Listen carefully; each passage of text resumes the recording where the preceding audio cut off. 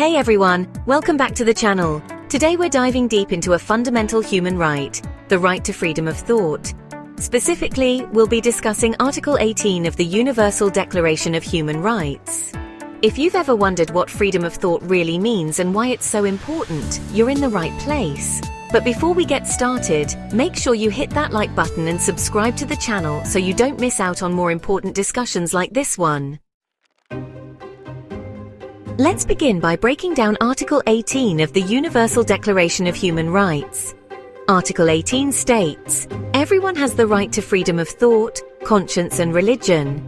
This right includes freedom to change his religion or belief, and freedom, either alone or in community with others and in public or private, to manifest his religion or belief in teaching, practice, worship and observance."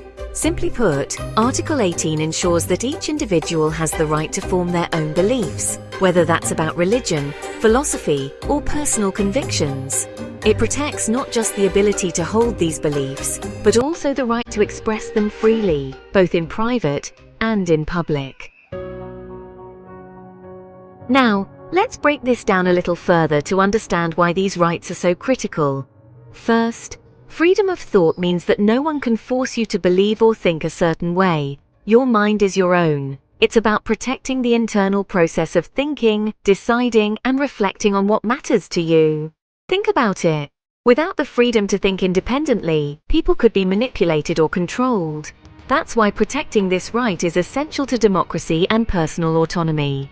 Let's look at some examples. Historically, people have been punished, imprisoned, or even killed for their thoughts or beliefs. Take the Inquisition or the Salem witch trials. People were forced to conform to certain beliefs, or they faced severe consequences.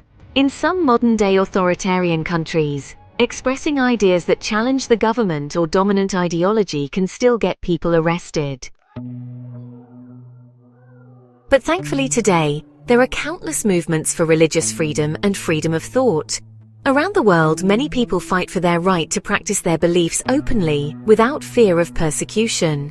Article 18 doesn't just allow people to believe what they choose, but also empowers them to manifest their beliefs, whether that's by teaching, worshipping, or simply talking about their faith or philosophy with others. It's about creating spaces where people can freely express who they are.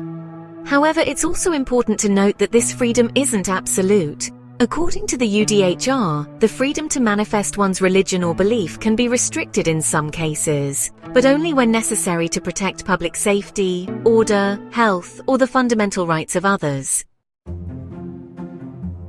For example, the right to freedom of expression might be limited if the speech or action incites violence, spreads hate, or threatens public order. Think of laws that restrict hate speech or ensure that public demonstrations do not turn violent. So, while we have the right to think and believe freely, it's also important to balance this right with the safety and well-being of society as a whole. I hope this video gave you a better understanding of Article 18 and the importance of the right to freedom of thought. Let me know in the comments what you think. Do you believe there should be any limits to this freedom, or should it be completely unrestricted? If you enjoyed this video, don't forget to like, share, and subscribe.